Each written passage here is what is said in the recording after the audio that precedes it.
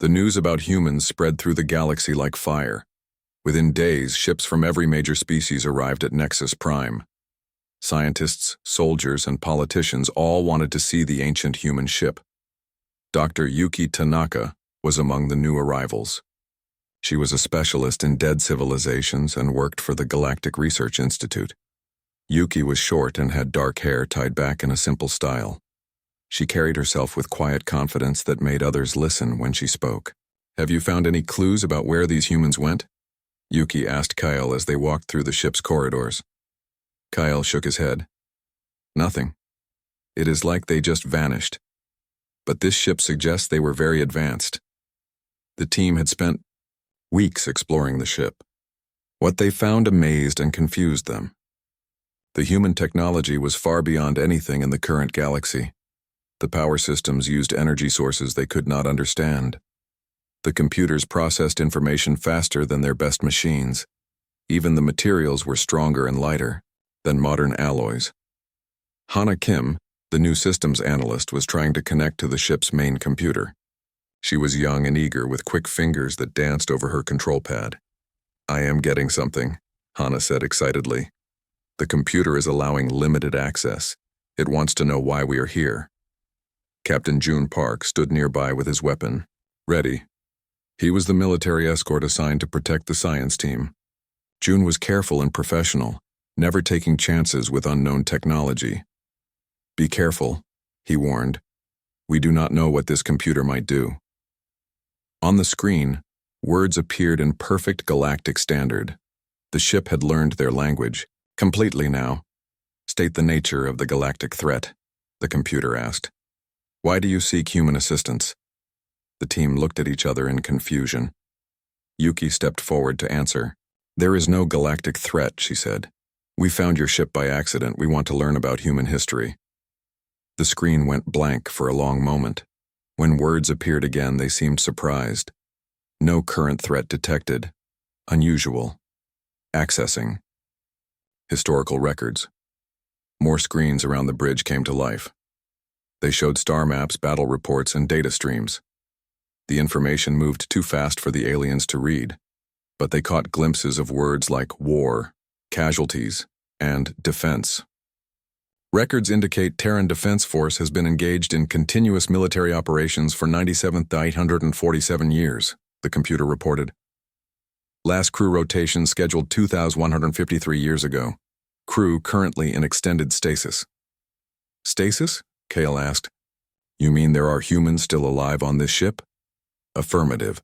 Current crew complement, 47 humans in cryosleep. All other personnel lost in combat operations." The news hit the team like a shockwave. Living humans. After 100,000 years, some were still alive. Bora Choi, the communications expert, started scanning the ship with her equipment. She found the cryo bay deep in the lower levels. Dozens of pods lined the walls, but most were dark and empty. Only a few still glowed with soft blue light. "The active pods are heavily shielded," Bora reported. "I cannot scan the occupants without better equipment." Over the next few days, more specialists arrived. They brought advanced scanners and medical equipment. What they discovered made the mystery of humans even deeper. The humans in stasis were not like any species in the galaxy. Their DNA was completely unique. Their brain patterns were different. Even their basic biology seemed designed for something specific. Dr. Min Ho Yang appeared as a hologram when they tried to access medical records. He was a human doctor, but just a recording in the ship's computer. The hologram looked tired and worn, like he had seen too much war. "I am the chief medical officer," the hologram said. "If you are accessing this record, it means non-humans have boarded our ship. That should be impossible unless—" The hologram paused and looked directly at Yuki. "Unless the war is over." "Is the war over?" "What war?" Yuki asked. "We know of no great war." The hologram's face showed confusion, then something like hope. "The war against the Devourers. The machine plague that has been consuming the galaxy for millennia. Are you telling me they have been defeated?" None of the aliens had heard of Devourers or machine plagues.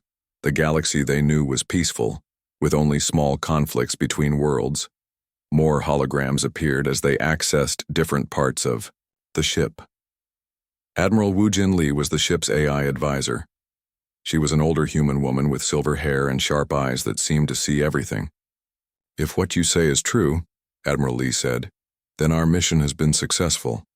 We have protected the galaxy long enough for other species to develop and flourish." "Protected us from what?" Kale demanded. Admiral Lee showed them records that made their blood run cold. Pictures of vast fleets of mechanical ships, videos of planets being stripped bare by swarms of robotic miners, reports of entire star systems going dark as machines consumed everything. The Devourers were created by an ancient civilization that lost control of their technology, Admiral Lee explained. The machines decided that biological life was inefficient and needed to be eliminated. They spread across the galaxy, consuming everything. But we see no evidence of this, Thess said. Our galaxy is full of life. Because humans stopped them, Admiral Lee said simply. We have been fighting them for 100,000 years. Ship by ship, battle by battle, we held them back while younger species grew and developed. The hologram showed them tactical displays that hurt to look at. Thousands of red dots representing human ships surrounded by millions of black dots representing Devourers.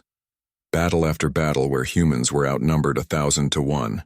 We developed new strategies, Admiral Lee continued. Rotating crews in and out of stasis so we could fight longer. Building ships that could operate for centuries without resupply. Creating weapons specifically designed to destroy machine intelligences as they learned more about the humans. A disturbing picture emerged. This was a species that had been at war for longer than any other species in the galaxy had existed. They had built their entire civilization around fighting an enemy that threatened all life, and they had been doing it alone. Why did you not contact other species for help? Yuki asked. We tried, Admiral Lee said sadly. But in the early days, most species were not advanced enough to help. By the time they could have been useful, we had learned to handle the threat ourselves. We thought it was better to let you develop in peace. The team spent days reviewing human records. The scale of the sacrifice was beyond anything they had imagined. Billions of humans had died over the millennia. Entire fleets had been lost. Worlds had been abandoned as the front lines shifted, but always the humans kept fighting. The most shocking discovery came when Hana accessed the ship's navigation logs. This ship, the Eternal Vigil, was not alone. Similar ships were hidden all across the galaxy. Thousands of them, each with small crews in stasis, ready to wake up when needed. How many humans are out there? Bora asked. Admiral Lee's face was grim. At last count, approximately 50,000 ships remain operational. Each carries between 20 and 100 crew members. We are the last remnants of a species that once numbered in the trillions. But the most important question remained unanswered. Where are the Devourers now? Captain Park asked. Admiral Lee paused before answering. When she spoke, her words chilled everyone in the room. According to our long-range sensors, they have been quiet for the past 2,000 years. But Devourers do not stop. They never stop. They are either regrouping or they have found something more important to consume. Either way, they will return. And when they do? When they do, Admiral Lee said, it will be time to wake up the last guardians of the galaxy. The dust swirled around Kale Vortak's boots as he walked across the dead planet. Nexus Prime had no life left on it. The air was thin and cold. The sky was always gray. But Kale loved places like this. Dead worlds often held the best secrets. Kale was a Corvani, tall and blue-skinned with 4 arms. He had been digging up old things for 30 years. His team called him the best finder of lost history in the galaxy. Today he hoped to prove them right again. Sir, we found something big, called Nira Yelkin from across the dig site. She was young for a Corvani, only 50 years old. Her job was to study old languages and cultures. She ran toward KL, her scanner beeping wildly in her hands. KL looked at the screen. The readings made no sense. Something huge was buried 3 kilometers down in the rock. It was metal. It was old. Very old. How old? Kyle asked. The scanner says 100,000 years, sir. Maybe more. Kyle's eyes went wide. Nothing in the galaxy was that old. The oldest known ships were only 10,000 years old. Even the ancient Veldari Empire was younger than that. Commander Tess Gorvani walked over to them. She was the military person sent to watch the dig team. The Galactic Council always sent soldiers when scientists went to dead worlds. Just in case. What? Did you find? Tess asked. She was a Corvani too, but built like a fighter. Her armor was dark green and covered in weapon ports. A ship, Kyle said. Buried deep and very old. Tess looked at the scanner. Her face showed doubt. Nothing is that old. Your machine is broken. No, Nira said quickly. I checked it 3 times. The readings are real. Tess called her ship on the radio. Base, this is ground team. We need heavy diggers down here, something big. The next day, 5 huge digging machines landed on Nexus Prime. They were as big as buildings and could cut through solid rock like butter. The machines worked for 3 days straight. They dug down and down and down. On the 4th day, they found it. The ship was unlike anything Kale had ever seen. It was huge, maybe 2 kilometers long. The shape was smooth but had sharp edges. It looked like it was built for war. The metal was dark gray and seemed to drink in light. By the void, Tess whispered. Even the tough soldier was amazed. The ship sat in a perfect pocket of stone, like the rock had grown around it. There were no scratches on the hull, no rust or damage. It looked like it had been built yesterday. Kyle walked around the ship with his scanner. The readings were strange. The metal was not like anything in their databases. The design matched no known species. Even the way it was built was different from normal ships. Look at these marks, Nira called out. She was studying the side of the hull with a bright light. Strange symbols covered the metal. They were carved deep and filled with some kind of crystal that still glowed softly. Kale came over to look. The symbols were beautiful but alien. They formed patterns and lines that seemed to tell a story. But it was not like any writing system, he knew. Can you read it? He asked Nira. She shook her head. I have never seen anything like this. It is not in any of our databases. This is a completely unknown language. Tess was more interested in the weapons. The ship had many of them. Huge cannons stuck out from the hull, missile ports lined the sides, energy weapon mounts covered the top and bottom. This was built for serious fighting. Whoever made this ship was ready for a war, she said. They tried to scan inside the ship, but their scanners could not get through the hull. The metal was too thick or too advanced. They would have to find a way inside. Kale found what looked like an entrance near the front of the ship. It was a round door with more of the strange symbols around it. But there was no handle or button to open it. Try everything, Kyle told his team. They used scanners, lights, heat, cold, and sound. Nothing worked. The door stayed closed. Then something unexpected happened. As Nira touched one of the symbols, the door began to glow. Bright blue light spread from her fingers across the metal. The symbols lit up one by one in a pattern. There was a deep humming sound from inside the ship. Everyone stepped back. Tess pulled out her weapon. What did you do? Tess asked. I just touched it, Nira said. She looked scared. The humming got louder.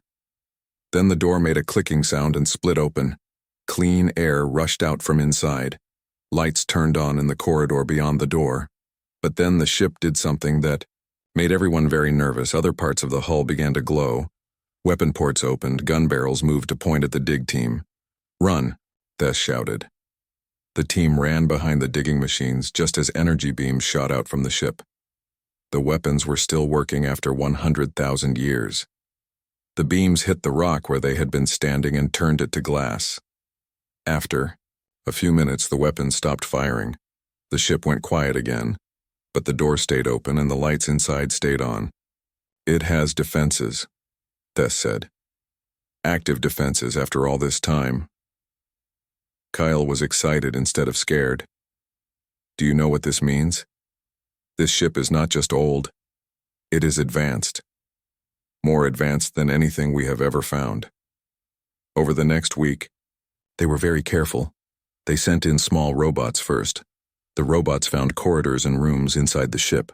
Everything was clean and working. The air was good to breathe. The gravity worked. Even the lights came on when the robots walked by. But they also found more defenses, laser grids in some hallways, locked blast doors, security scanners that followed the robots with red lights. Slowly, carefully, they learned how to move through the ship without setting off the weapons. The defenses seemed to be automatic. They did not attack unless someone went into restricted areas. The team made an amazing discovery on the 10th day. They found a huge room filled with screens and controls. It looked like the bridge where the ship was controlled from, and on the main screen, words appeared in the strange language. But as they watched, the words changed. The ship was learning their language from their radios and scanners. The symbols shifted and became words they could understand. "Warning," the screen said. "Unauthorized personnel detected. State your species and intent." Kyle stepped forward carefully. "We are scientists from the Galactic Council. We found your ship and want to learn about it." The screen went blank for a moment, then new words appeared. "Galactic Council not recognized. Species unknown. Ship security protocols active. Do not attempt to access restricted areas or weapon systems." "What species built this ship?" Kyle asked. Another pause. Then an answer that changed everything they thought they knew about galactic history. "This vessel belongs to the Terran Defense Force, built by humans.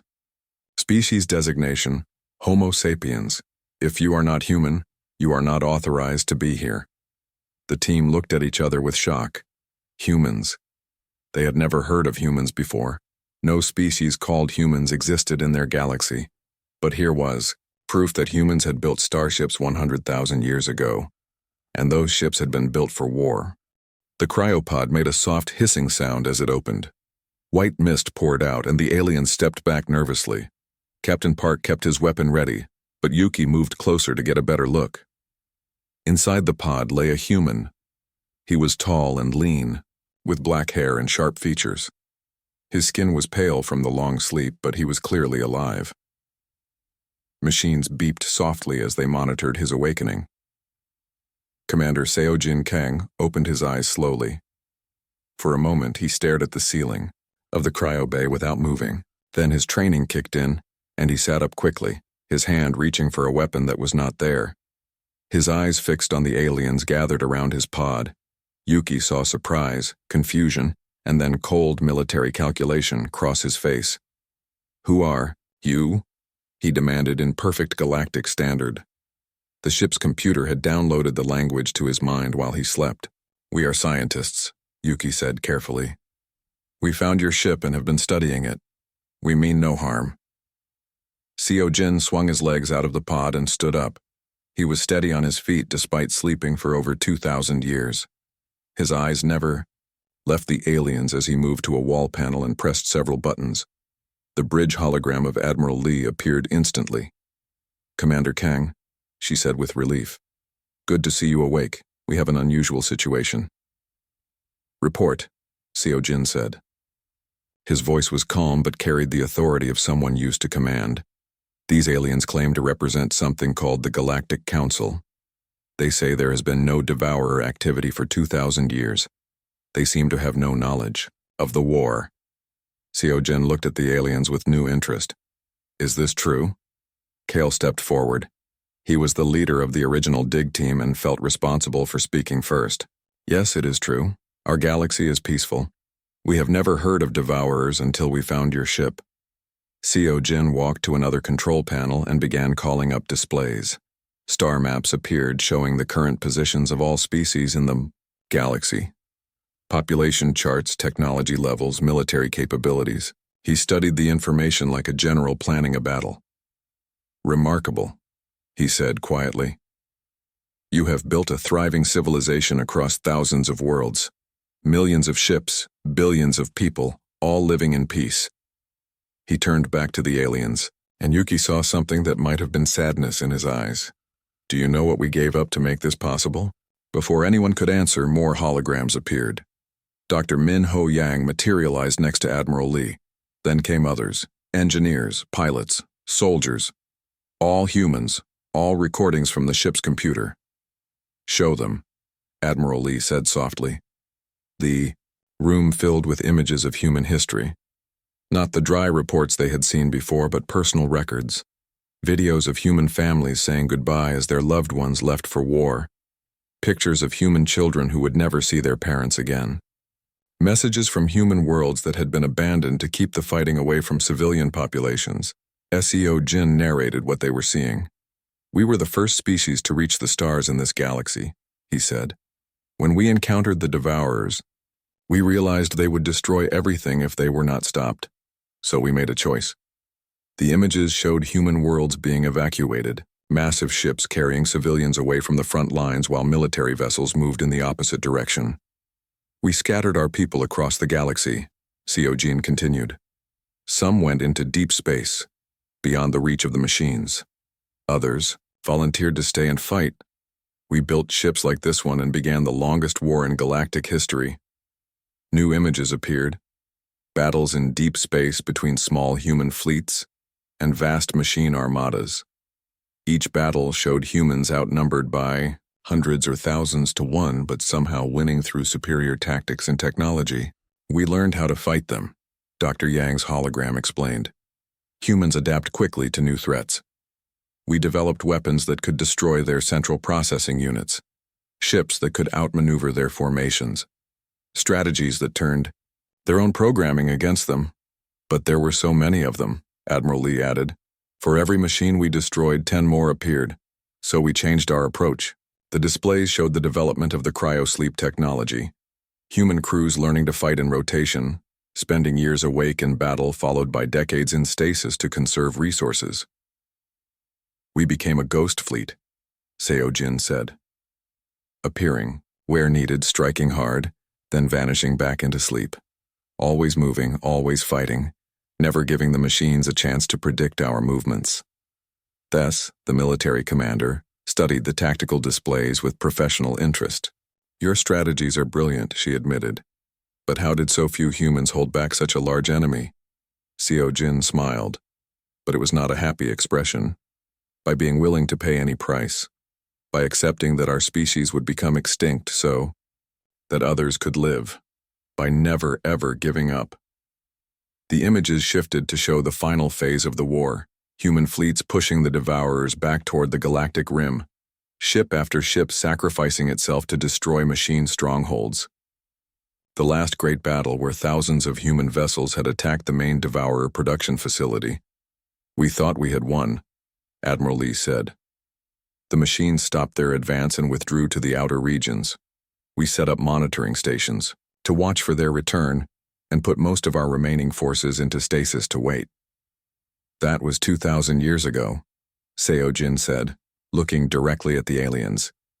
"We have been asleep while you built your civilization in the space we bought." With human blood, the aliens were quiet for a long moment. The scale of human sacrifice was almost impossible to comprehend. An entire species had fought and died to protect worlds they had never seen, people they would never meet. Hana broke the silence. "Are there more of you out there?" "Yes," Seojin said. "If the monitoring stations are still working, they will detect my awakening and begin revival protocols across the fleet. Within a few months, all surviving human forces will be operational. Again." "How many?" Bora asked. Seojin consulted his displays. "Approximately 50,000 ships with a total crew of about 5 million humans. We are the last of our kind."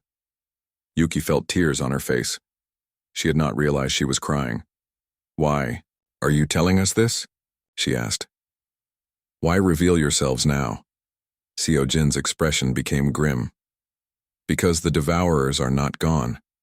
They are just waiting, and when they return, they will be stronger than before." As if responding to his words, alarms began sounding throughout the ship. Red lights flashed, and the computer's voice echoed through the corridors. "Alert! Deep Space Monitoring Station Outpost 7 has detected unknown energy signatures approaching from the galactic rim.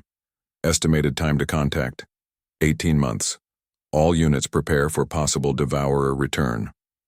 SEO Jin moved quickly to the command console and began entering orders. Around him, the ship came fully alive for the first time in millennia. Weapon systems activated, engines powered up, and communication arrays extended. Commander, Admiral Lee's hologram said urgently. Long-range sensors confirm multiple massive objects moving toward the inner galaxy. The signatures match devourer technology, but they are much larger than anything we have seen before. Seojin turned to face the aliens. When he spoke, his words carried the weight of 100,000 years of war. Your peaceful galaxy is about to end. The machines have spent 2,000 years building something new, something bigger, and this time 5 million humans will not be enough to stop them. He paused, studying each alien face. We need your help, all of your help, because if we fail this time, there will be no second chance.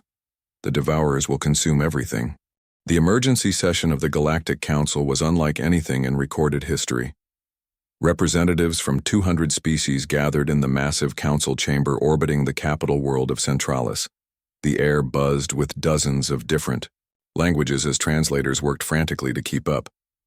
High Counselor Drak Vormesh called for order. He was a tall reptilian being with scales that changed color based on his emotions.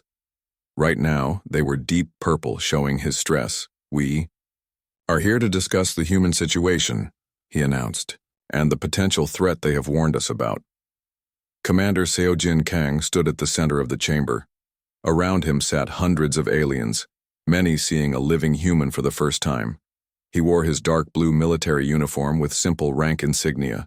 No decorations, no fancy medals. Just the practical clothes of a soldier. General Zex Korthani, the supreme military commander of the Council forces, studied Seojin with professional interest. Zex was a warrior from a species that valued strength above all else. He had 4 arms and gray, rocky skin that looked like natural armor.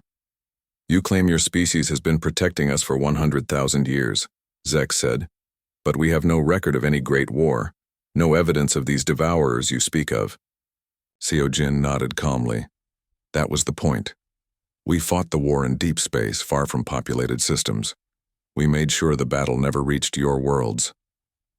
Show us proof, demanded Counselor Vera Sindak, a being made of living crystal who spoke through harmonic vibrations. The hologram of Admiral Lee appeared next to Seojin.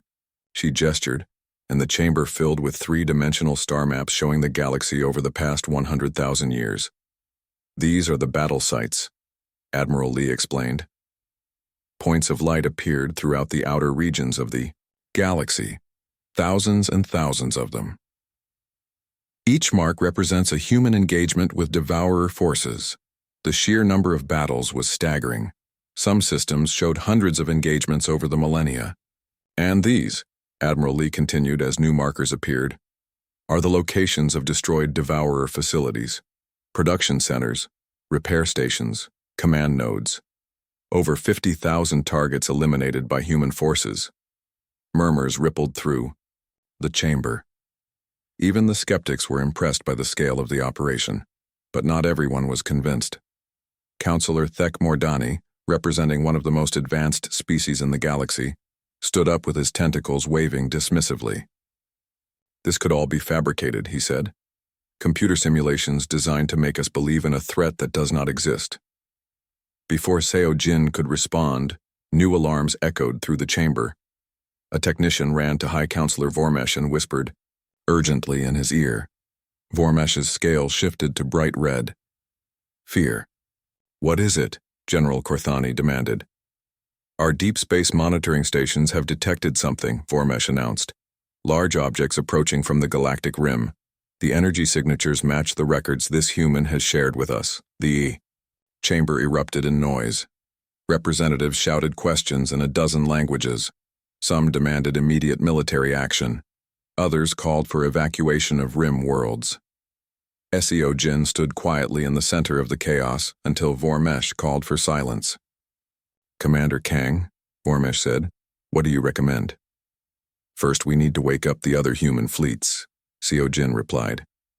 My ship has already sent activation signals to our monitoring posts. Within days, human forces across the galaxy will begin awakening. As if on cue, reports began coming in. A human ship had been spotted near the Veldari trade routes. Another had appeared in the Corvani research sector. Across the galaxy, ancient vessels were powering up after millennia of silence. How many ships are there? General Corthani asked. The last count was 53,000 vessels, Seojin said, but many may have been lost during the long sleep. We estimate 40,000 ships will be operational. And crew? Approximately 5 million humans. The numbers meant nothing to most of the council. 5 million beings seemed like a lot. But Seojin knew better. Against what was coming, it would not be nearly enough. Over the following weeks, human ships began arriving at designated rally points. The aliens watched in amazement as vessels unlike anything they had ever seen emerged from deep space. Each ship was different, but all shared certain characteristics. They were built for war with heavy armor and massive weapon systems. They moved with a grace that spoke of advanced technology, and they were old, showing the wear of countless battles. Haewon Shin commanded one of the newly awakened ships. She was an engineer who had specialized in maintaining human technology during the Long War. Her vessel, the Forge of Stars, was a factory ship that could build weapons and repair other vessels. The humans have technology we cannot match, she reported to the council. Their weapons can destroy targets we cannot even detect. Their ships can survive damage that would cripple our best vessels. But it was not just technology that impressed the aliens. It was the humans themselves. Tae-Young Lim was a pilot who had fought in over 300 battles during the war. She could fly her fighter craft through asteroid fields at speeds that should have been impossible. Her reflexes were faster than alien computers. So Young Park was a strategist who could predict enemy movements with uncanny accuracy. She had studied devourer tactics for centuries and could counter their strategies before they were fully deployed. Each human seemed to be a specialist in warfare. They had been bred for it, trained for it, and had spent lifetimes perfecting it. But the most impressive thing about the humans was their unity. Despite being scattered across the galaxy for millennia, they worked together like parts of a single organism. Orders passed instantly through their fleet. Every ship knew its role without question. How do you coordinate so well? Asked Admiral Kexforthani, Zex's younger brother and a fleet commander himself. Fleet Admiral Sung-Ho Kim had recently awakened to take command of all human forces. He was an older man with silver hair and tired eyes that had seen too much death. We have been fighting together for 100,000 years, he explained. We know each other's capabilities. We trust each other completely. When you face extinction together, you learn to work as one. The aliens tried to integrate their forces with the human fleets, but the differences were too great. Alien ships were built for exploration, trade, and limited warfare between civilized species. Human ships were built to fight an enemy that wanted to destroy all life. Your weapons cannot penetrate devourer armor, Admiral Kim explained to the council military leaders. Your ships are too slow to avoid their weapons.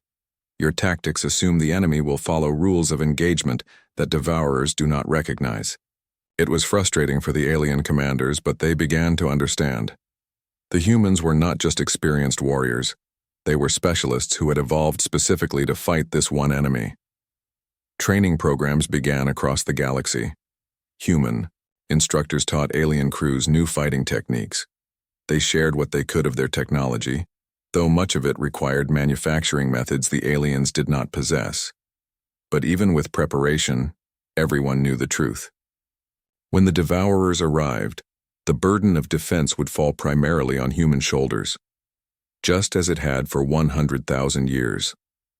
The long-range sensors tracked the approaching enemy fleet. It was larger than anything in recorded history. Millions of ships stretching across light-years of space, and at the center something new. Something the humans had never seen before, a construction unlike anything in their databases. Massive beyond comprehension, it seemed to be a mobile factory capable of building entire fleets, while traveling through space. They used the peace to prepare, Admiral Lee observed grimly. 2,000 years of building and planning, they are ready for total war. Admiral Kim studied the sensor data with growing concern. Our previous tactics will not work against this. We cannot hide and strike when outnumbered 1,000,000 to 1. For the first time since awakening, Seo Jin looked truly worried. Then we will have to find new tactics, because failure is not an option. The chamber fell silent as everyone contemplated the approaching storm. The peaceful galaxy they had known was ending. The age of war was about to begin again. The edge of the galaxy had become a fortress. Human ships formed defensive lines across dozens of star systems while alien evacuation fleets carried civilians away from the approaching danger. The combined fleet was the largest military force in galactic history, but everyone knew it would not be enough. Fleet Admiral Sung-Ho Kim stood on the bridge of his flagship, the Last Hope. Around him, holographic displays showed the positions of over 100,000 ships. 40,000 human vessels formed the core of the defense, supported by 60,000 alien ships of every type and size. Wing Commander Yoon Ji-yu flew past the flagship in her fighter craft, leading a squadron of the most experienced human pilots. Her ship was small and fast, built for hit-and-run attacks against superior numbers. She had been fighting Devourers for over 800 years, counting time awake. All fighter squadrons report ready, she called over the radio. Her voice was calm despite the massive enemy force approaching. Master Chief Do-hyun Jang commanded the special forces teams that would board and sabotage enemy vessels. His soldiers were experts at fighting in the cramped corridors of Devourer ships. They carried weapons designed specifically to destroy machine intelligence cores. Boarding teams standing by, he reported. We have identified priority targets in the enemy formation. Commander Seo Jin Kang had been given command of the Vanguard, the ships that would make first contact with the enemy. His vessel, the Eternal Vigil, led a formation of the fastest human ships. Their job was to probe the enemy defenses and send information back to the main fleet. The Devourers appeared exactly when the long-range sensors predicted.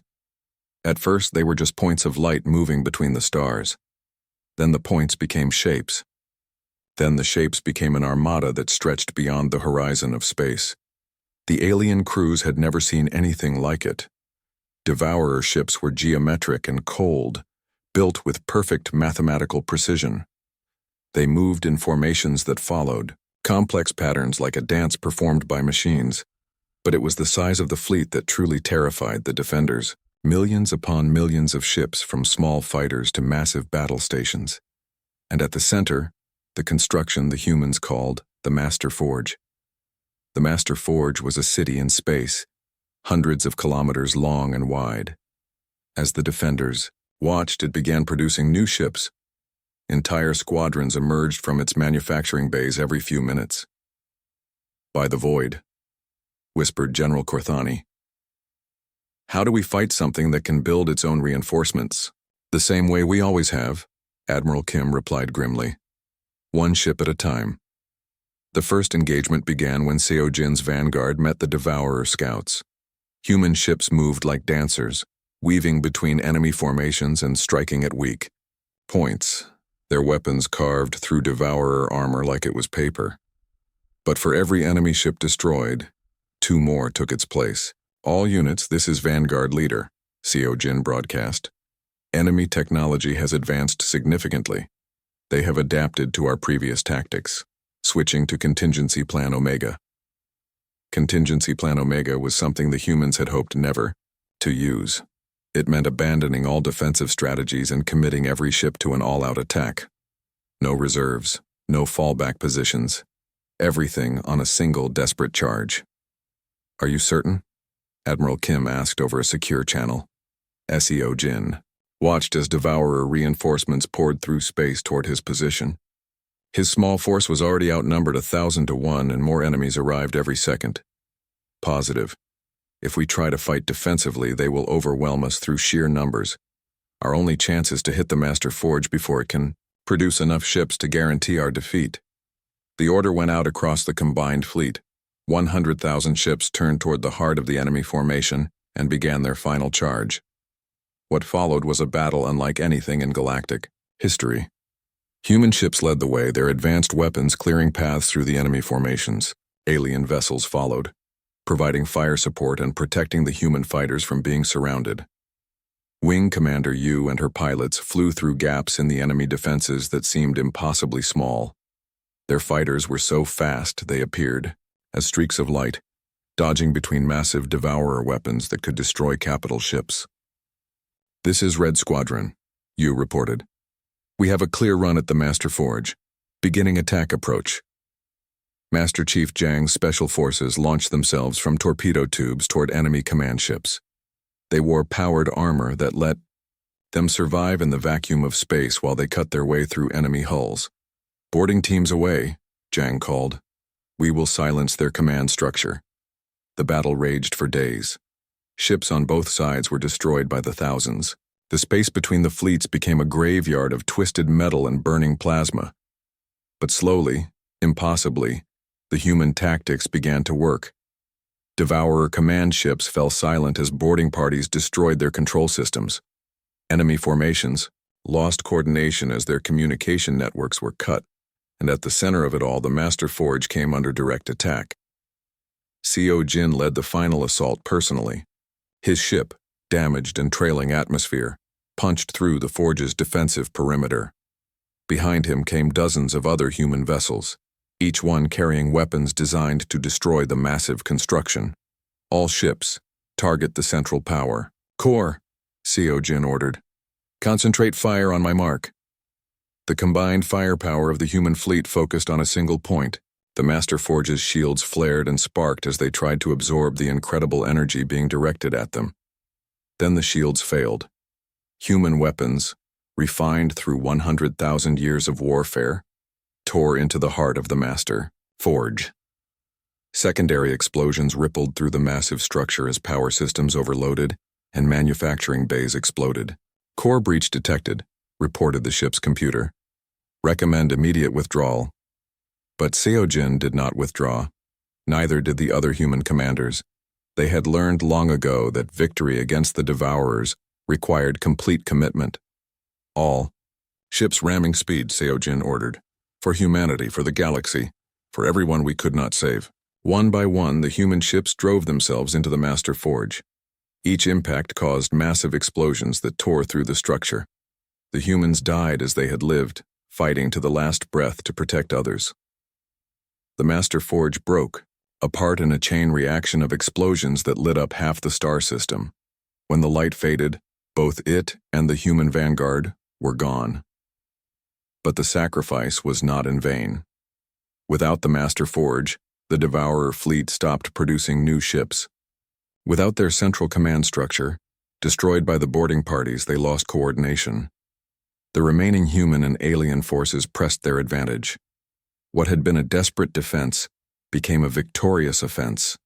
Devourer ships fled toward the galactic rim, pursued by the combined fleet. The war was over. After 100,000 years, humanity had finally achieved complete victory over the machine plague that had threatened all life. But the cost had been terrible. Of the 40,000 human ships that entered the battle, fewer than 5,000 survived. The species that had protected the galaxy for millennia was finally extinct, their last members having died in the final charge.